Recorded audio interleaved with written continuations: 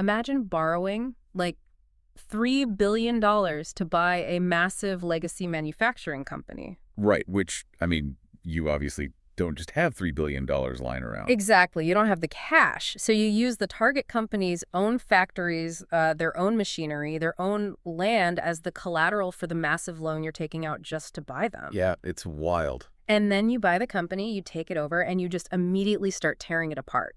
Like you sell off the real estate division to a competitor. You spin off the research arm into this separate public company. You fire a whole tier of middle management, tighten up the supply chain, and run the core manufacturing floor at like triple capacity. And within 3 years. Right. Within 3 years, you've completely paid off the debt using the cash from the parts you sold. And now you personally own a streamlined, highly profitable core business that you bought almost entirely with other people's money. Yeah. I mean, it sounds almost illegal or, at the very least, like corporate piracy.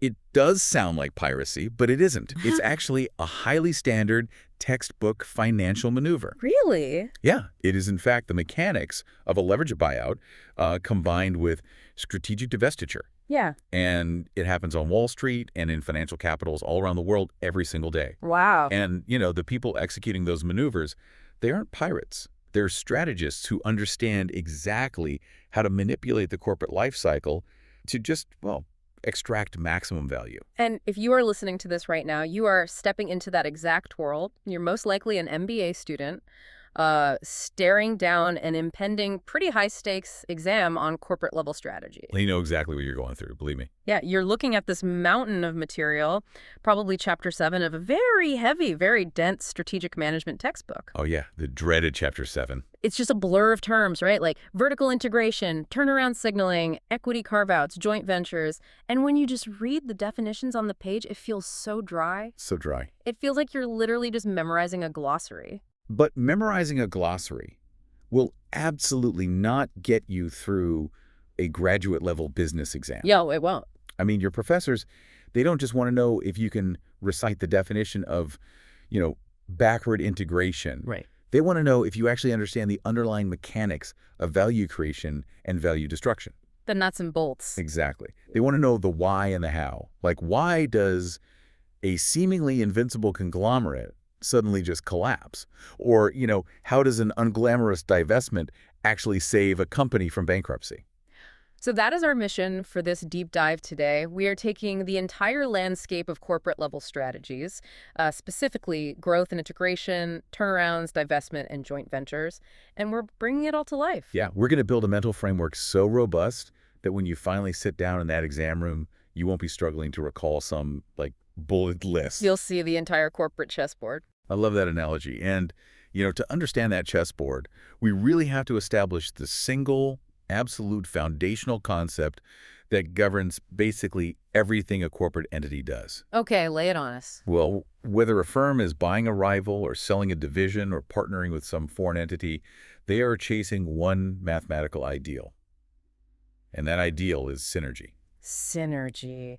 Man, it is the ultimate corporate buzzword. It really is. People use it to describe, having a good meeting or, a nice collaborative team environment. Yeah, we have great synergy in the office. Exactly. But in the context of strategic management and, more importantly, your exam, it is not a soft HR concept at all. Not even a little bit. It is a hard mathematical equation. So how does that equation work? It is simply the equation where 2 + 2 = 5. 2 + 2 = 5. Right.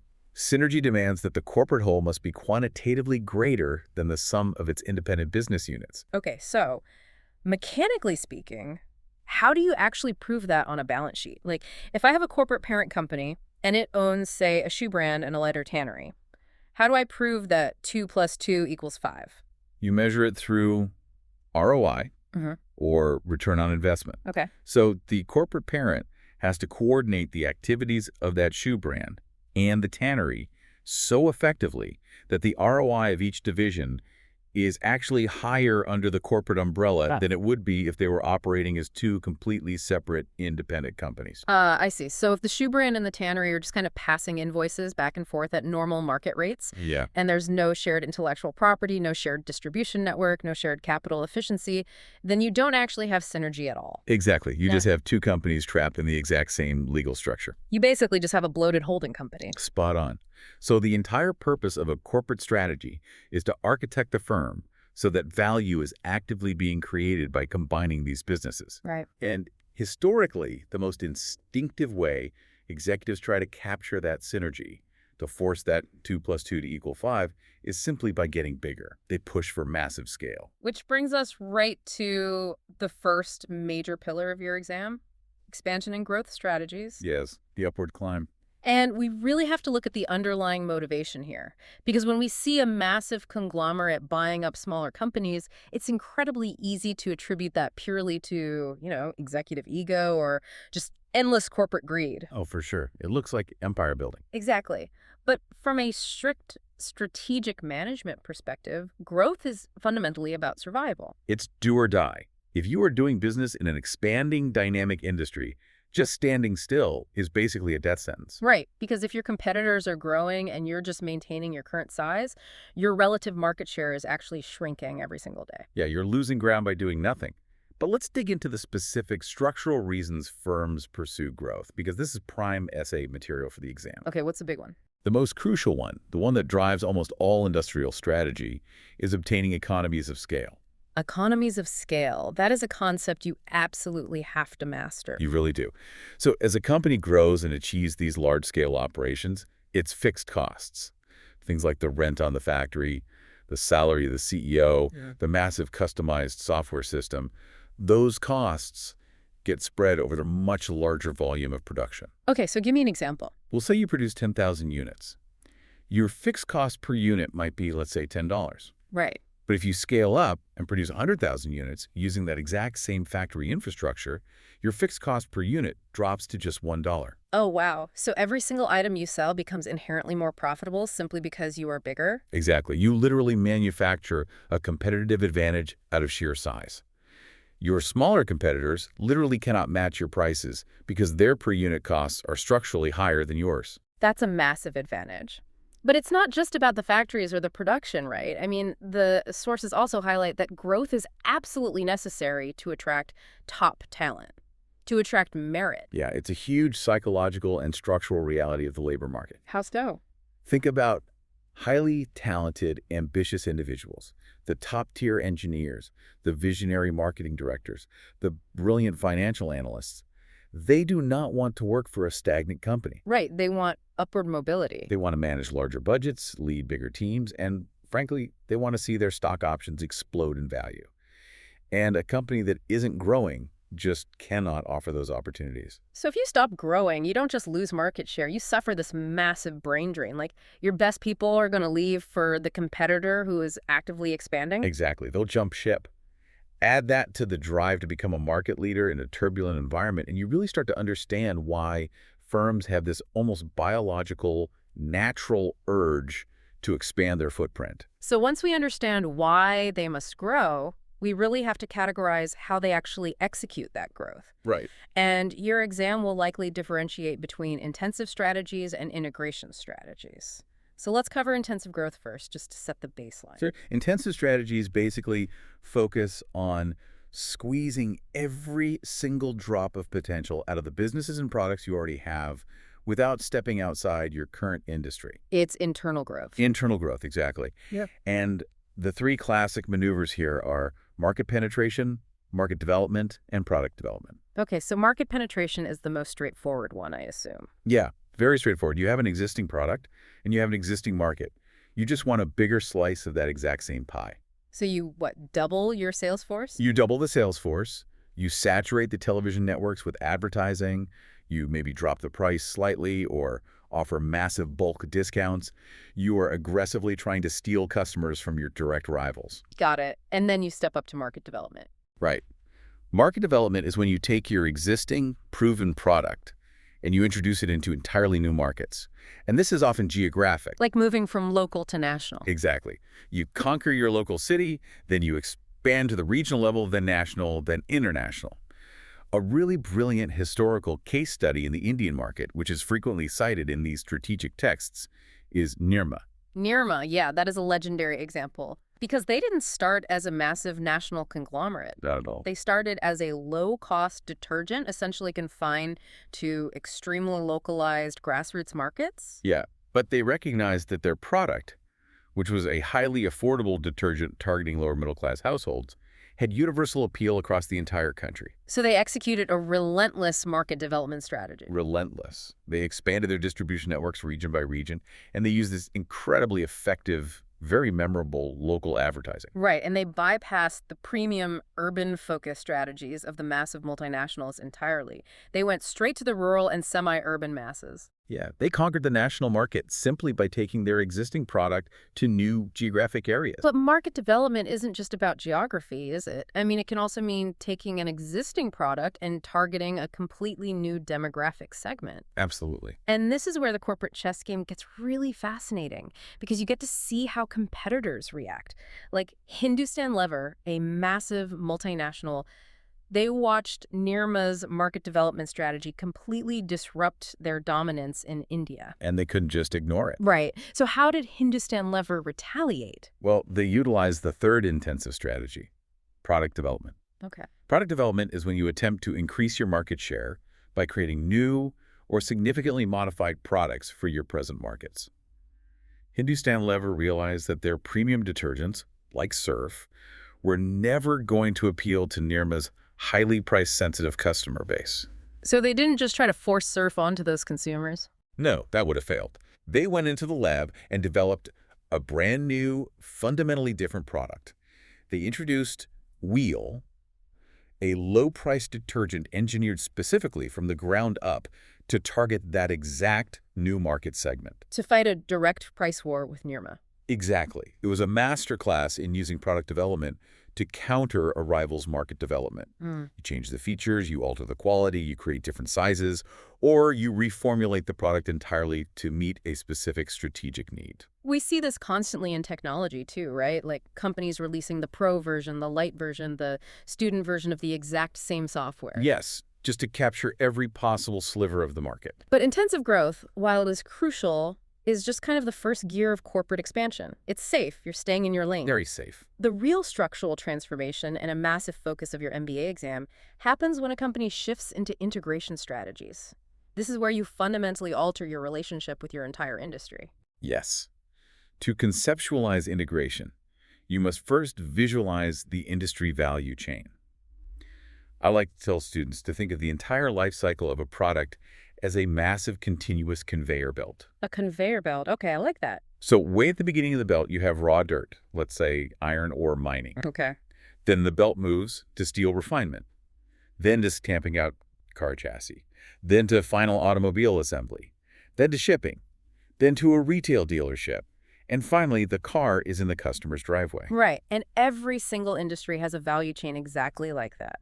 And traditionally, a company only operates on one specific segment of that conveyor belt, right? Like you are just the steel refiner or you are just the final assembler. Exactly. When a company decides to execute an integration strategy, they are making a highly aggressive decision to own more pieces of that conveyor belt. They want to control the stages before them, the stages after them, or they want to swallow the competitor standing right next to them on the line. Precisely.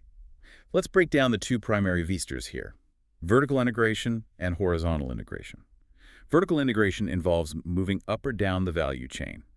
You are gaining ownership or increased control over your suppliers, or you're gaining ownership over your distributors. Okay, so if you move backwards down the conveyor belt toward the raw dirt, that is backward integration. Right. You are taking control of your suppliers. So if you're a company that manufactures premium packaged tea, your biggest vulnerability is the supply of high-quality tea leaves. Oh, absolutely. Yeah. If the independent farmers raise their prices, your margins just collapse. And if there's a bad harvest and the farmers decide to sell their limited stock to your competitor, your factories just grind to a halt. So to eliminate that vulnerability, you execute backward integration. And the classic textbook example for this is Brook Bond. Right, Brook Bond. They didn't want to just be at the mercy of the independent agricultural markets. So what did they do? They bought the actual tea plantations. Wow, they acquired the source of their raw materials. Exactly. And by doing this, they locked in their supply.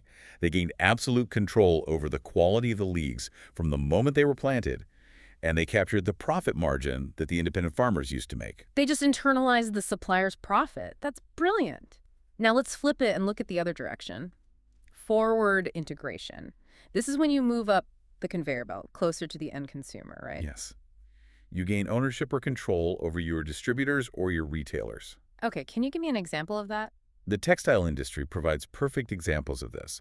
Look at massive Indian textile manufacturers like Reliance, Bombay Dyeing, or J.K. Mills, which produces the Raymond brand. Right. For decades, they might have simply manufactured massive rolls of high-quality fabric and just sold them wholesale to independent tailors or, multi-brand department stores. But when you rely on an independent department store, you really lose control. Yeah. I mean, that store might display your premium fabric right next to some cheap knockoff.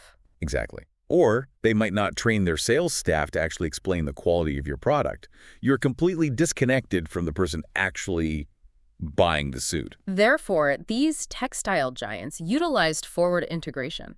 They stopped relying solely on independent retailers and started aggressively opening their own exclusive retail showrooms. Raymond shops appeared everywhere. Yeah. And by doing this, they controlled the exact customer experience, they controlled the pricing, they gathered direct data on consumer preferences, and again, they captured the retail profit margin that used to go to the department store. Yes, exactly. So hearing all of this, vertical integration sounds like the ultimate corporate superpower. I mean, you secure your raw materials, you guarantee your distribution, you control the customer experience, and you keep every single penny of profit along the entire chain. It sounds perfect, right? It does. If I'm an MBA student analyzing a case study, I might honestly be thinking, why wouldn't every successful company do this? Why doesn't Apple own the silver mines? Why doesn't every car company own their own tire factories? And that instinct, that exact thought process, is what your professors will be testing you on. Right. And it is a massive trap. Wait, really? A trap? Yes, vertical integration is not a magic bullet. In reality, it is one of the most dangerous and difficult strategies a firm can attempt, and it carries profound disadvantages. But wait, if I'm securing my supply and protecting my margins, how is that dangerous? Because of the harsh realities of specialization and capital lock-in, let's look at the global auto industry. Just as the text suggests, car manufacturers like Ford, Toyota, or Volkswagen, they have billions of dollars in capital. Right. If anyone has the money to vertically integrate from the dirt to the dealership, it is them. In fact, historically, Henry Ford tried this. Oh, right, Fordlandia. Exactly. He built Fordlandia in Brazil to own the rubber plantations for his tires. He owned the steel mills. But today, the world's major automakers explicitly prefer to outsource the vast majority of their key components to independent manufacturing specialists. Why did they abandon the total control model then? 3 massive reasons. Yeah. Higher quality, lower costs, and greater design flexibility. Okay, let's talk about capital and risk first. Sure. If you buy a massive steel mill to guarantee the supply for your car factories, you have just vastly boosted your capital investment. You now have billions of dollars tied up in a steel mill. Right. If the global economy crashes and the demand for your cars drops by 40%, you don't just have an idle car factory anymore. You now have a massive, incredibly expensive steel mill sitting completely idle, burning cash every single day. Oh, wow. You've basically doubled your exposure to the business cycle. Exactly. And what about the technological flexibility part? Like, if I own an in-house factory that makes traditional internal combustion engines, and suddenly the entire market shifts to electric vehicles, I'm trapped, aren't I? You are completely trapped. You have billions of dollars sunk into outdated technology. You can't just easily switch suppliers because you are the supplier. You lose the ability to pivot. An independent automaker can simply cancel their contract with the gas engine supplier and sign a new contract with a battery specialist. Right, while the vertically integrated company is stuck holding the bag on their own obsolete factories. That makes total sense. And then there's the competency trap, right? Like, the skills required to design a beautiful aerodynamic car and market it to consumers are completely, fundamentally different from the skills required to run a heavily unionized steel mill. Or manage the agricultural variables of a rubber plantation in Brazil. Exactly. If your executive team doesn't deeply understand metallurgical engineering, your in-house steel mill is going to be incredibly inefficient. You'll just end up producing lower quality steel at a higher cost than an independent specialist who does nothing but make steel 24/7. Which is why the strategic consensus is very clear. Unless vertical integration provides a massive, undeniable advantage in lowering costs, building a proprietary capability, or substantially enhancing your core competitiveness, it is generally a very unattractive option. You're usually better off maintaining a narrow scope and just partnering with world-class specialists. Exactly. Okay, so vertical integration is moving vertically up and down the chain. The other major vector of growth is horizontal integration. This is completely different. Right, so you aren't buying a supplier here. You are buying the company across the street that does the exact same thing you do. Precisely. It is the acquisition, merger, or takeover of one or more similar firms operating at the exact same stage of the industry value chain. If you are a commercial bank, you buy another commercial bank. If you're an airline, you buy another airline. The examples from the source material are pretty monumental. Middle Steel's acquiring Arcelor to create a global steel behemoth. Yeah. Tata Steel acquiring the European giant Chorus. Right. These aren't just investments. These are tectonic shifts in global market power. But mechanically, why do you do it? What is the strategic endgame of horizontal integration? The most immediate and profound advantage is that it eliminates or severely reduces competition. You are literally buying market share. Oh. Instead of fighting a grueling decade-long price war with a rival just to win over a few percentage points of customers, you simply absorb the rival. Their customers become your customers overnight. It is the ultimate shortcut to dominance. And with that dominance comes immediate access to new markets. Like, when Tata acquired Chorus, Tata didn't have to spend 20 years slowly building relationships with European automakers and construction firms. No, they instantly acquired Chorus's entire entrenched European market share and distribution network. Furthermore, it provides staggering economies of scale. When you combine two massive competitors, you don't need two corporate headquarters. You don't need two separate accounting departments, two separate HR systems, or two separate marketing budgets. Right, you merge the operations, eliminate all the redundancies, and your combined profit margins expand dramatically. So horizontal integration really sounds like the most aggressive, victorious move on the board. You swallow your rivals, you dominate the value chain, you achieve that 2 + 2 + 5 synergy, and you build an empire. That is the dream scenario, but we have to connect this to the reality of the business world. Right. Growth strategies are glamorous. They make the front pages of the financial papers. But what happens when the expansion goes too far? What happens when a company takes on massive debt to fund a horizontal acquisition, and then the global economy enters a recession? Yeah, what happens when the integration fails, revenues plummet, and the empire begins to crumble? Well, you don't just throw up your hands and file for bankruptcy on day one. Yeah. You have to fight to save the patient. Which transitions us directly into the second major pillar of your MBA exam, retrenchment strategies, and specifically the turnaround strategy. Exactly. If growth is about dominating the market, turnaround is about sheer survival. These are the strategies of last resort. You deploy them when your competitive position is fundamentally weak, resulting in severe, sustained poor performance. We are talking about declining sales, vanishing margins, and a company that is actively bleeding cash. In strategic terms, we call this a sick firm. A sick firm is one facing a severe cash crunch or a consistent downtrend in its operating profits. If left unchecked, this trajectory will inevitably lead to total insolvency and liquidation. So the process of halting that decline, stabilizing the vital signs, and engineering a recovery, that is the turnaround strategy. Right. But here is the most critical counterintuitive insight about sick companies, and it is something you must absolutely highlight in your exam answers. Companies rarely become sick overnight. Right, it is not a sudden heart attack. No, it is a slow, creeping disease. And tragically, the management team inside the company is almost always the last to recognize it.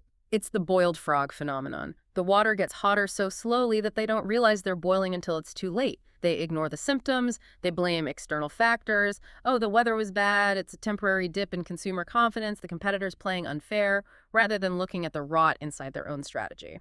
Because of this widespread managerial blindness, strategic scholars have had to codify the warning signs. The textbook relies heavily on the seminal work of John M. Harris, who identified a dozen specific danger signals of impending sickness. A dozen, okay. And if you want to ace this section of the exam, you cannot just list these 12 signals.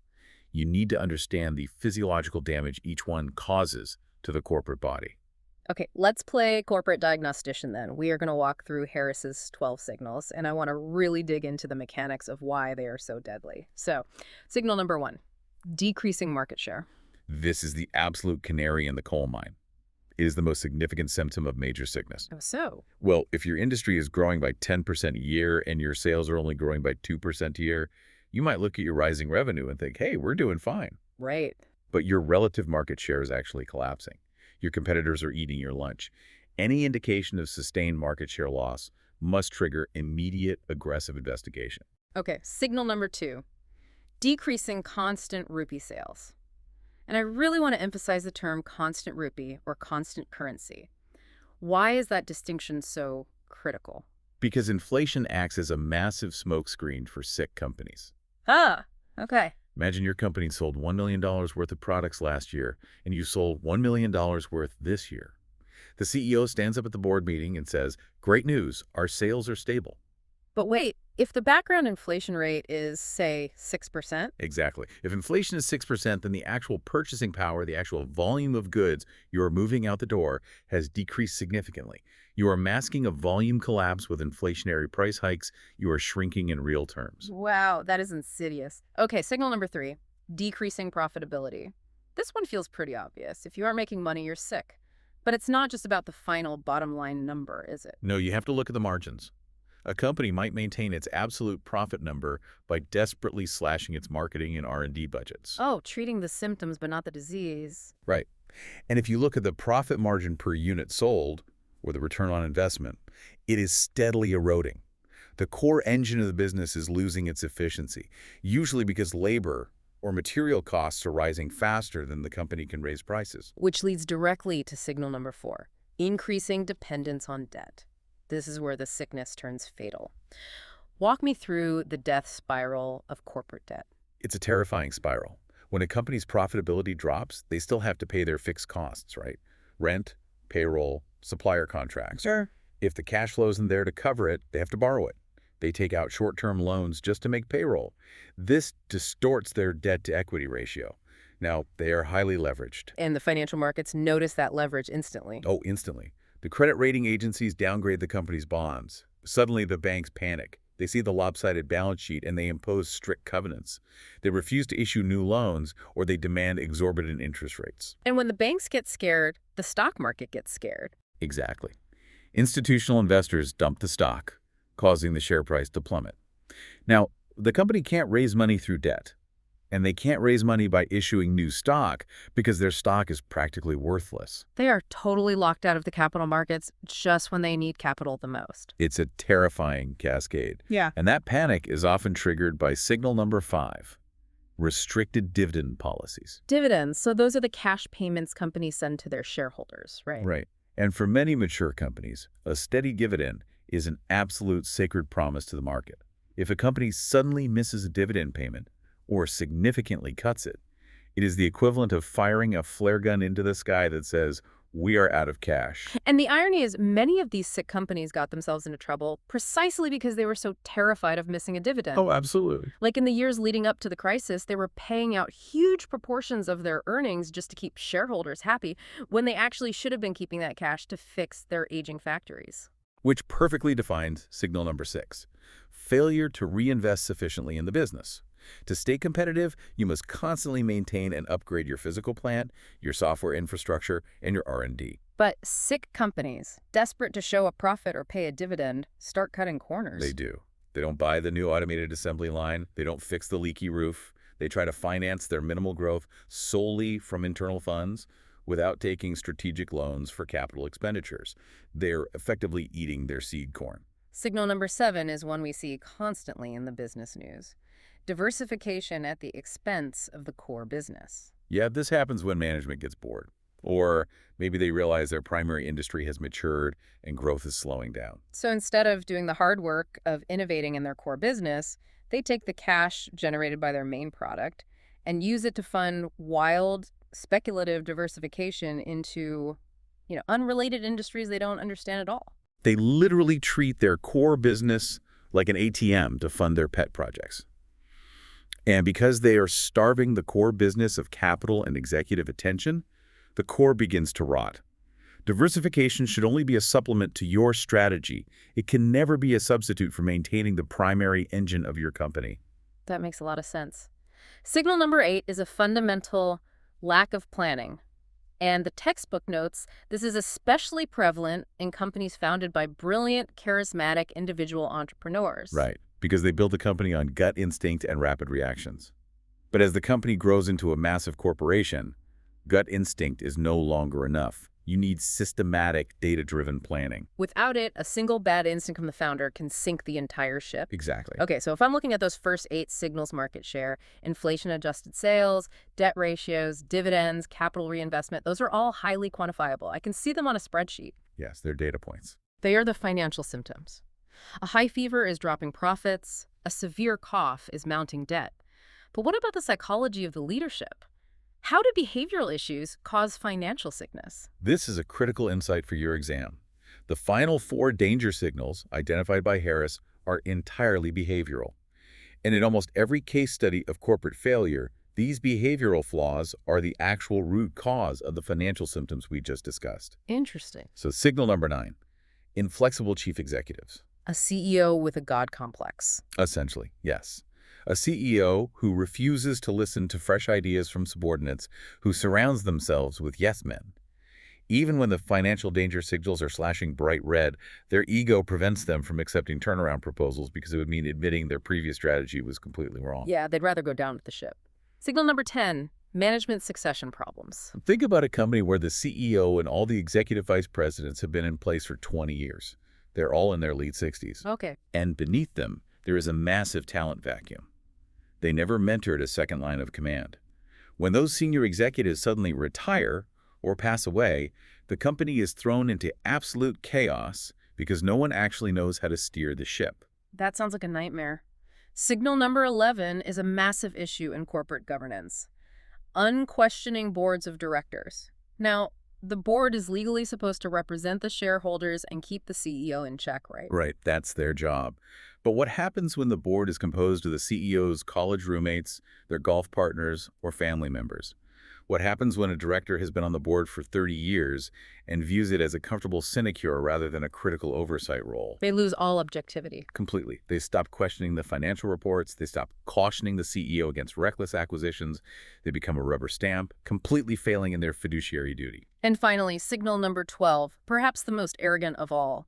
A management team unwilling to learn from its competitors. Sick companies develop a highly toxic, closed corporate culture. They view their competitors with total disdain. They refuse to benchmark their processes against industry best practices. They think, oh, we are the legacy brand. We don't need to worry about what that scrappy startup is doing. Exactly. And by refusing to analyze their competitors' moves, they completely seal their own fate. All right, so the diagnostic phase is complete. The 12 danger signals are flashing. The company is officially sick. Now we need the cure. We have to execute the turnaround. Let's do it. The source material categorizes turnarounds into 2 broad buckets: operating turnarounds and strategic turnarounds. If I'm an executive parachuting in to save this company, how do I know which one to use? The distinction relies entirely on the current health of the fundamental business model. You apply an operating turnaround when the company's core strategic strengths, its basic product market fit, are actually still viable. Okay, so people still want to buy the product and the technology is still relevant. The problem isn't the product. The problem is that the operations have become bloated, inefficient, and sloppy. Right. The company is just out of shape. The focus of an operating turnaround is strictly on short-term profit and cash flow. If you are bleeding cash and operating below your break-even point, you don't have time for a 5-year vision quest. You have to fix them out today. And there are 4 mechanical ways to execute this, right? Revenue increasing, cost-cutting, asset reduction, and combination strategies. Yes. Revenue-increasing strategies in a turnaround often involve pretty drastic measures. It might mean slashing your prices to liquidation levels temporarily just to stimulate massive sales volume. But wouldn't your margins be terrible? Yes, your margins will be terrible, but moving that inventory generates the immediate cash you need to pay your creditors and avoid bankruptcy this week. Or it might involve rapidly increasing your marketing spend in highly targeted channels to boost immediate conversions. Okay. Then cost cutting, which is the most painful but probably the most common operating turnaround. You halt all hiring. You execute mass layoffs of redundant middle management. You cut the travel budget to 0. And you renegotiate every single supplier contract with a gun to your head, telling them, lower your prices or we go bankrupt, and you get absolutely nothing. Wow. And then there is asset reduction. A sick company often has millions of dollars tied up in non-productive assets. You sell the corporate jet, you sell the opulent downtown headquarters, and move the staff to a cheap suburban warehouse. You sell off excess inventory to discount liquidators. You convert anything you don't strictly need to survive into immediate cash. And in reality, a true operating turnaround uses a combination strategy. You do all of these simultaneously. You're slashing costs, fire selling assets, and running promotional discounts all at once to violently shock the company back into positive cash flow. Exactly. But what if you examine the company and you realize that fixing the inefficiencies won't actually save it? What if the core business model itself is fundamentally obsolete? Right, like you can cut all the costs you want, you can sell the corporate jet, but if your core business is manufacturing cassette tapes in the era of Spotify, an operating turnaround is just rearranging deck chairs on the Titanic. The product market fit is just dead. Precisely. That is when you must execute a strategic turnaround. This is a far more profound and, frankly, dangerous maneuver. A strategic turnaround requires shifting the fundamental product-market relationship. Okay. You have to find a completely new way to compete in your existing industry, or you have to reposition the brand entirely. Or, in the most extreme survival scenarios, you have to abandon your historical identity and enter an altogether new business. Think about a legacy hardware company realizing they can't compete with cheap overseas manufacturing anymore, so they execute a strategic turnaround to become a pure software and services consulting firm. It's a total metamorphosis. But sometimes, even a strategic turnaround isn't enough. Sometimes the debt is too high, and the turnaround requires an asset reduction strategy that goes to the absolute extreme. To save the vital organs of the corporation, you basically have to amputate a limb. Which brings us to the third major pillar of your exam, divestment. Right? Divestiture is the strategy of permanently selling off a division or a significant part of an organization. It is the ultimate retrenchment. You use it to excise businesses that are perpetually unprofitable, divisions that are draining capital away from the core, or units that simply do not fit with the long-term vision of the firm. Let's circle back to the very first concept we established in this deep dive, synergy, the 2 + 2 = 5 equation, the idea that combination creates value. When we enter the realm of divestment, the textbook introduces a brilliant, exam-critical counter-concept, reverse synergy. Oh, reverse synergy is such a great concept. It is the mathematical justification for breaking a company apart. If synergy is 2 + 2 + 5, reverse synergy is 2 + 2 = 3. So the parts are actually worth more completely separated than they are locked together within the parent company structure. The combination itself is actively destroying shareholder value. Let's contextualize that. Imagine a parent company that owns a highly innovative, fast-growing artificial intelligence software division. But it also owns a legacy, heavily regulated, slow-growing public utility division. Okay, weird combo, but okay. Exactly. The corporate bureaucracy required to manage the utility is suffocating the agility of the AI division. Furthermore, the massive capital requirements of maintaining the utility grid are draining all the cash that should be funding the AI research. Synergy is negative, the combination is a disaster. Right. In the situation of reverse synergy, if you split those companies apart, the standalone AI company would suddenly explode in value, and the standalone utility could operate efficiently without the distraction of a tech startup attached to its hip. So understanding that value can be unlocked by subtracting, the text outlines 10 specific strategic reasons why companies divest. Let's walk through the most critical ones for the MBA exam preparation. Absolutely. The first is simply poor fit. A parent company might acquire a division, run it for a few years, and realize they simply do not possess the managerial capability to run it profitably. Right. The division itself might be a great business with great products, but it requires a specialized sales force or a different culture that the parent company just doesn't understand, so they divest it to someone who does. Second is the reverse synergy we just dissected. Third is sustained poor performance. The division is earning a rate of return that is persistently lower than the parent company's overall cost of capital. It is literally costing the parent company more money to fund the division than the division is generating in return, usually due to, insurmountable labor costs or a permanent decline in market demand. The fourth reason is a phenomenal concept for high-level exam answers: capital market factors.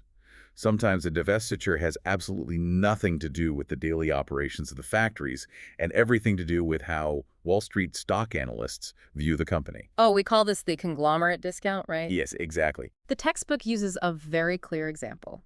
Imagine a massive conglomerate that owns both a cement manufacturing business and a specialized steel business. Both are highly cyclical industries, but they operate on completely different economic cycles. And why does Wall Street hate that? Because institutional investors, like mutual funds, pension funds, they want precision in their portfolios. An investor who specifically wants exposure to the steel industry to capitalize on an infrastructure boom does not want their investment dragged down by an underperforming cement division. Right. Because the conglomerate forces them to buy both together, the investor just won't pay a premium for the stock. The market actually penalizes the stock price for being too complicated. So to fix this capital market problem, the parent company divests. They split the conglomerate into two pure-play entities, a standalone steel stock and a standalone cement stock. Suddenly, the steel investors flock to the steel stock, the cement investors flock to the cement stock, and the combined market capitalization of the two new independent companies is significantly higher than the old, clunky conglomerate. They unlocked value purely through financial restructuring. The fifth reason is immediate cash flow. Selling a major division brings in a massive one-time influx of cash, which is absolutely vital if the parent company is facing insolvency and needs to pay off toxic debt. Makes sense. The sixth reason is to release managerial talent. Running a sprawling conglomerate exhausts executive attention. By divesting non-core divisions, the CEO and the top strategic thinkers can hyper-focus 100% of their bandwidth on dominating their primary core business. Now, the seventh reason is a fascinating historical anomaly, and it's heavily emphasized in the text. It is highly specific to the Indian market context. Divestment is often used to correct massive strategic mistakes committed during pre-liberalization investment decisions. This is a crucial piece of economic history for your exam. Before the Indian economy was liberalized in 1991, the business environment was heavily governed by the license Raj. Right. Companies were severely restricted by government quotas in how much they could grow within their own primary industries. If a successful textile company generated excess cash, the government might refuse them a license to build another textile factory. So what did they do with the money? Because they couldn't reinvest it in their core competency. So they diversified wildly, almost blindly. That textile company would buy a chemical plant, a hotel chain, and a consumer electronics division, simply because those were the areas where the government was actually granting licenses. They became massive, chaotic conglomerates, completely lacking any central strategic logic. But then, 1991 happens, the economy opens up, the protective walls fall, and suddenly, highly specialized, hyper-efficient global multinationals flood into the Indian market. And those chaotic Indian conglomerates realized overnight that diversifying into product markets they knew nothing about was a catastrophic vulnerability. The textile company couldn't compete with a global chemical giant. To survive the shock of globalization, these companies had to rapidly divest all those unrelated pre-liberalization divisions. They had to shed the bloat and desperately refocus all their capital and talent on the one thing they actually knew how to do well. It was a nationwide era of corporate unbundling. Okay, the final three reasons on the textbook's list. The eighth is to realize profit from the sale of a profitable division. This is the private equity model. Yeah, you buy an underperforming division, apply rigorous turnaround strategies for 3 years to make it highly profitable, and then sell it at a massive premium to capture the value you created. The ninth is to reduce overall debt burden and fundamentally rebalance the firm's capital structure, bringing the debt-to-equity ratio back to a safe investment grade level. And the 10th is to finance new strategic acquisitions. You divest a slow-growing, mature division to raise the war chest of cash required to buy a high-growth, next-generation technology firm. So we have thoroughly mapped out the 10 reasons why a company decides to amputate a limb. But if you want full marks on this exam, you must master the how. You have to understand the specific financial mechanics of the different types of divestitures. They are not all the same. Let's break down the mechanics exactly as the strategic literature defines them, beginning with the spin-off. I feel like I need a mechanical analogy here. A spin-off feels like an amicable corporate divorce, where the couple agrees to just split the assets and go their separate ways without any money actually changing hands. Is that accurate? That is a remarkably precise analogy.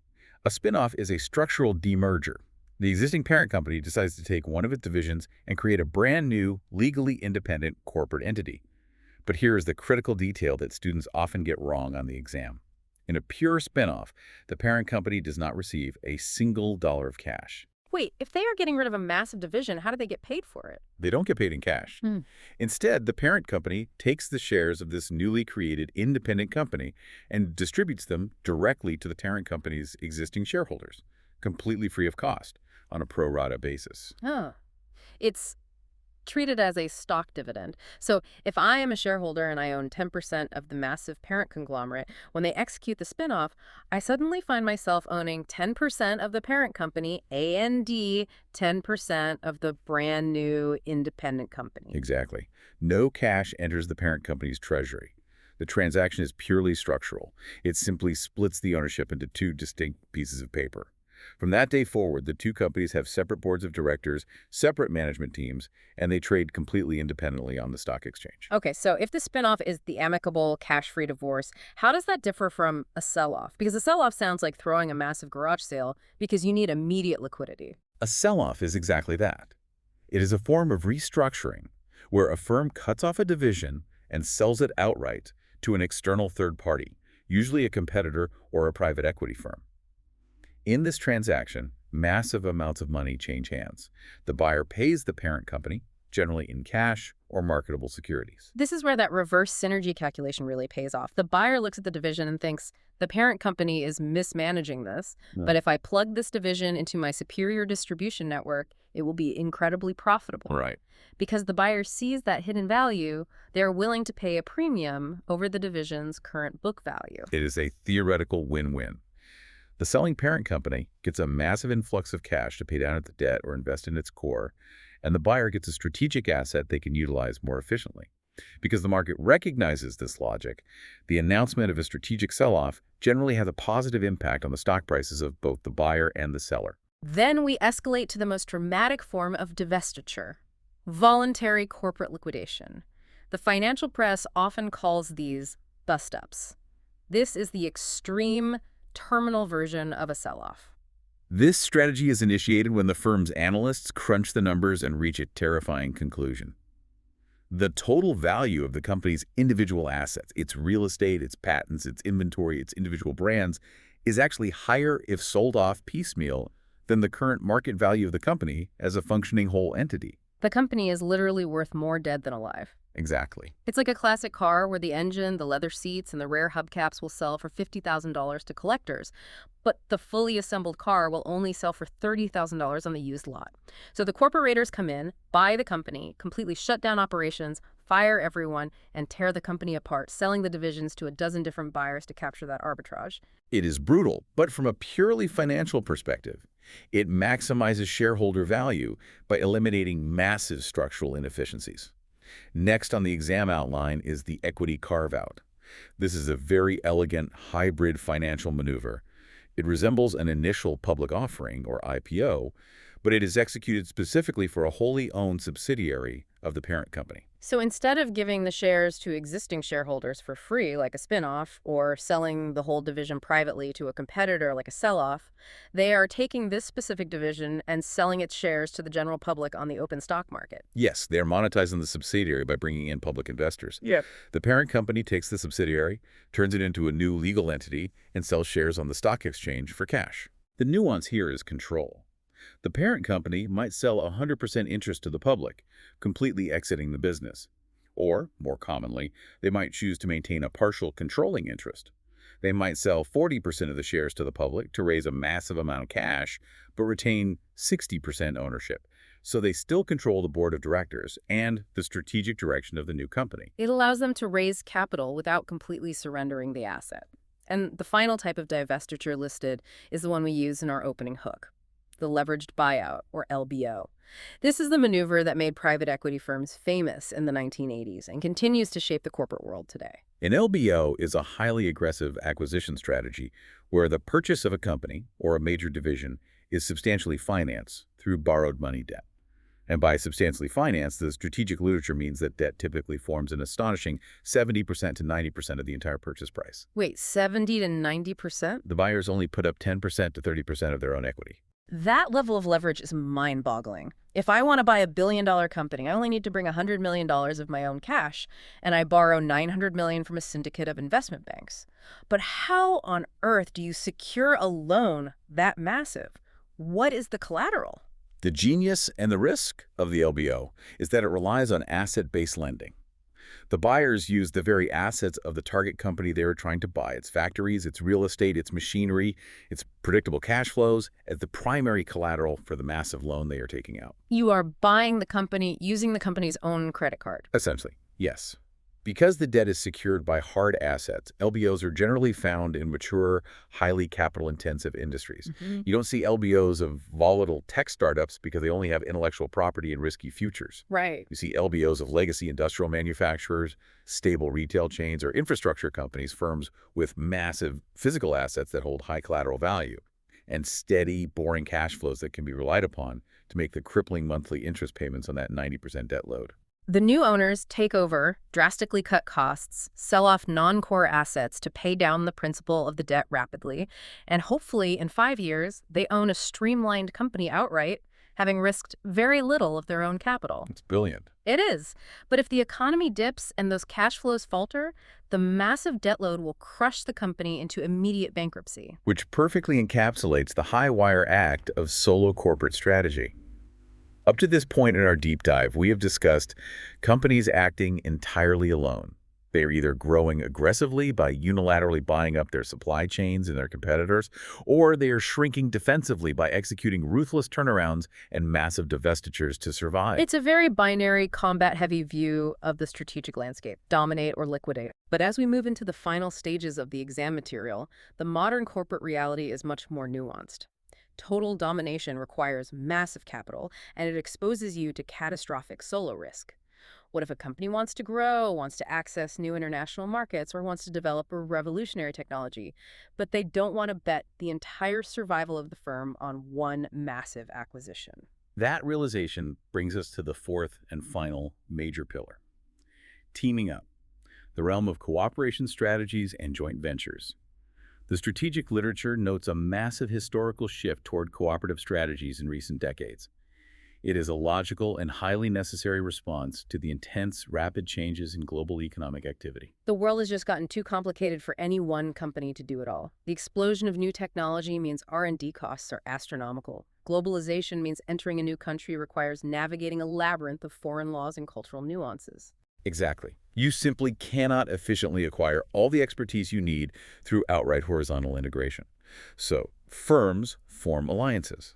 And the most prominent of these, the structure you absolutely must define perfectly on your exam, is the joint venture. A joint venture is not just a handshake agreement. It's not a simple vendor contract where I agree to sell your products in my store. It is a highly formalized structural commitment. Mechanically, a joint venture occurs when two legally distinct parent firms contribute equity, actual capital, and assets to form a brand new, distinct third corporate entity.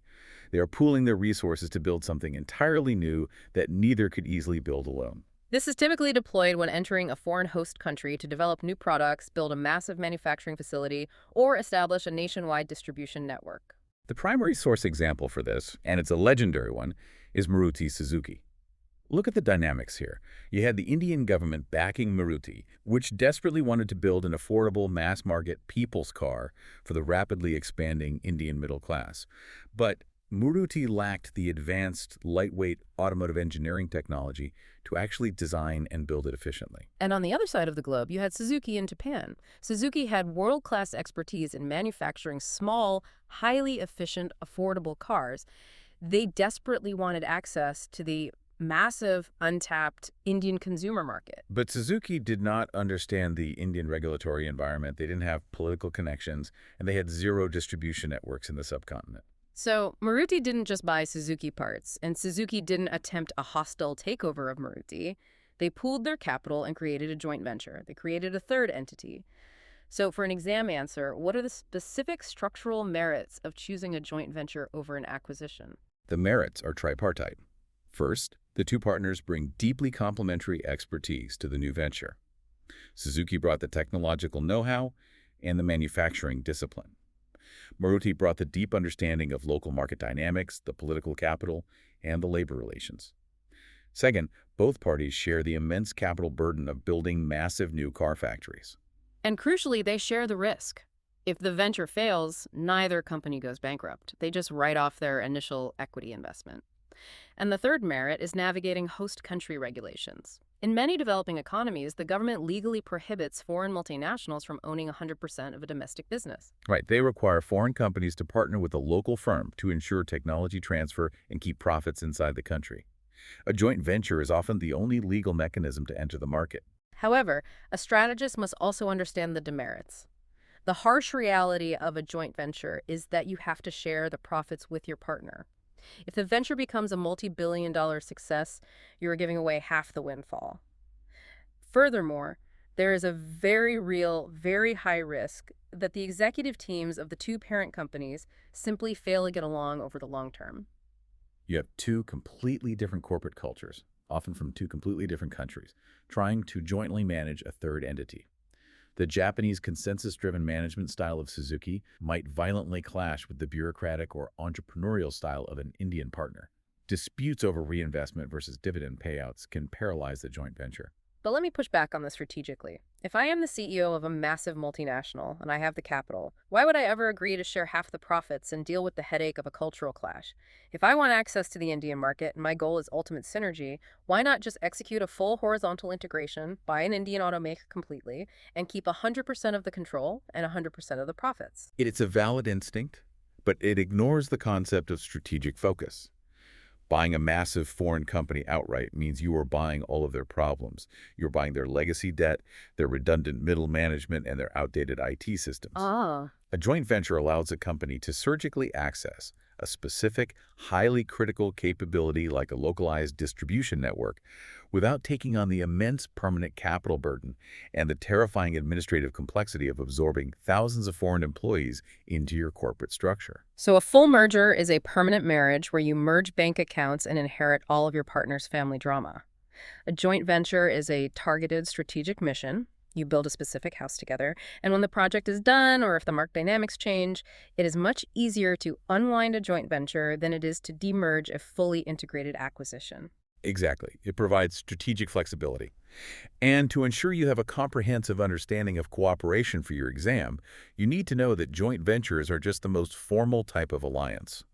The strategic landscape includes other collaborative structures. The text mentions strategic alliances, which are collaborative partnerships, where two firms agree to share resources, like sharing a massive R&D laboratory or co-marketing a product, but they don't go as far as creating a brand new equity venture. It's cooperation without the legal entanglement of a new subsidiary. And then, at the absolute apex of cooperative strategy, we have consortia. This is cooperation on an almost unfathomable macroeconomic scale. Consortia are massive interlocking relationships and cross-holdings between entire networks of businesses within an industry or across multiple industries. The strategic literature highlights two monumental forms of consortia. The first is the multi-partner consortium, which is formed specifically to share underlying technological costs that are so astronomically high that no single corporation or even a single country could bear them alone. The prime example of this is Airbus Industries. Designing, testing, and manufacturing a massive next-generation commercial airliner costs tens of billions of dollars. Boeing, backed by the massive U.S. economy, could do it, but no single European aerospace firm could compete. So to survive, four massive aerospace firms from Britain, France, Germany, and Spain formed a multi-partner consortium. They pooled their engineering talent, their government subsidies, and their manufacturing facilities to create Airbus. It was a strategic imperative to prevent the European aerospace industry from being completely wiped out by American monopolies. And then there's the second type, which is a fascinating model of corporate defense, cross-holding consortia. The exam material specifically points to the massive Japanese keiretsus like Sumitomo, Mitsubishi, and Mitsui, and the Korean chaebols like Daewoo, LG, Hyundai, and Samsung. These are profoundly different from Western corporate structures. A keiretsu is a massive network of affiliated companies clustered around a central, incredibly powerful commercial bank. But the key mechanism is the extensive cross-holding of equity. The bank owns a significant percentage of the shipping company's stock. The shipping company owns a percentage of the steel mill's stock. The steel mill owns a percentage of the electronics manufacturer's stock, and the electronic manufacturer owns a percentage of the bank. It's an impenetrable spiderweb of ownership. It creates a fortress. Because the shares are held by friendly affiliated companies within the keiretsu, it is virtually impossible for an outside corporate raider to execute a hostile takeover. It completely insulates the management from the short-term pressures of the stock market. If a Western company misses a quarterly earnings target, Wall Street panics, the stock drops, and hedge funds demand the CEO be fired. But if a company inside a Keiretsu hits a rough patch, the affiliated bank doesn't cut their credit line, they extend it. The affiliated shipping company gives them a discount on freight. They protect each other. This intricate web of cooperation allows them to build intense, long-term strategic focus. They can invest billions in a new technology that might not pay off for 20 years, secure in the knowledge that their corporate family will shield them from market volatility until they achieve massive technological critical mass. It is the ultimate evolution of synergy. Yeah. Okay, we have covered an immense amount of strategic territory today. We have moved from the aggressive expansion of the value chain to the desperate survival tactics of a bleeding firm, through the brutal financial surgery of divestment, and finally into the collaborative fortresses of global consortia. Let's do the ultimate MBA recap. Let's synthesize the 4 key pillars we just extracted from your textbook so you can walk into that exam room with absolute clarity. Pillar 1, growth and integration strategies. This is how a firm seeks that 2 + 2 = 5 synergy by actively dominating the industry value chain. You expand intensively to capture market share, or you integrate structurally. You move backward to own your suppliers and secure raw materials.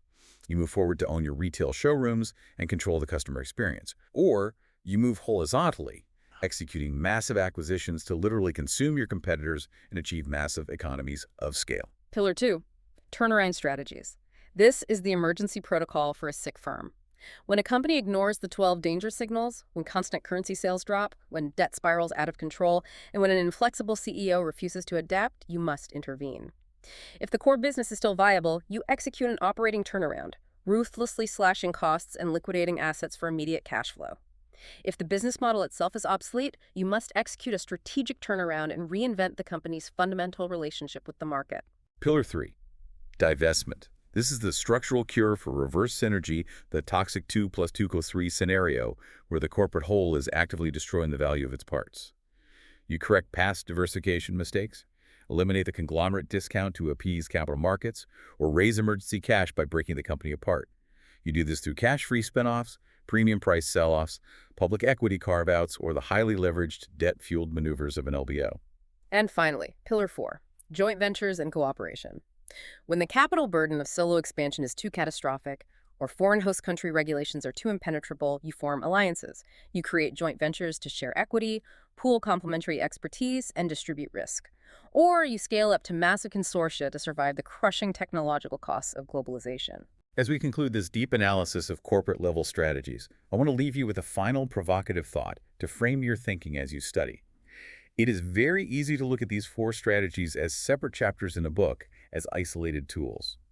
But the reality is that they are deeply interconnected stages of a continuous corporate life cycle. A corporation is a living organism. And organisms change. Exactly. The brilliant, aggressive, horizontal integration that a CEO executes today, the one that makes the cover of Forbes magazine and generates incredible initial synergy, might very well become tomorrow's bloated, unmanageable conglomerate. The solution of yesterday becomes the crisis of tomorrow. That debt they took on to buy their rival suddenly becomes the toxic leverage that triggers the 12 danger signals. Precisely. So as you sit in your exam, analyzing a complex, real-world case study of a massive corporation, don't just ask yourself to define what strategy they're currently using. Look deeper. Ask yourself, is this company actually experiencing true mathematical synergy right now? Or are the executives blindly ignoring the danger signals, stubbornly clinging to a massive, outdated structure simply because they built it, when the financial reality dictates they are desperately in need of a radical divestment? When you look at the corporate X-ray, don't just look for the obvious fractures. Look at the whole patient. Look at the vital signs. Look at the psychology of the board. Look beneath the murky waters of the balance sheet. We hope this extensive conversation has given you the strategic, mechanical framework you need to not just regurgitate definitions on a test, but to truly understand how the corporate chessboard is played. Good luck on your MBA exam, master the strategies, and keep diving deep.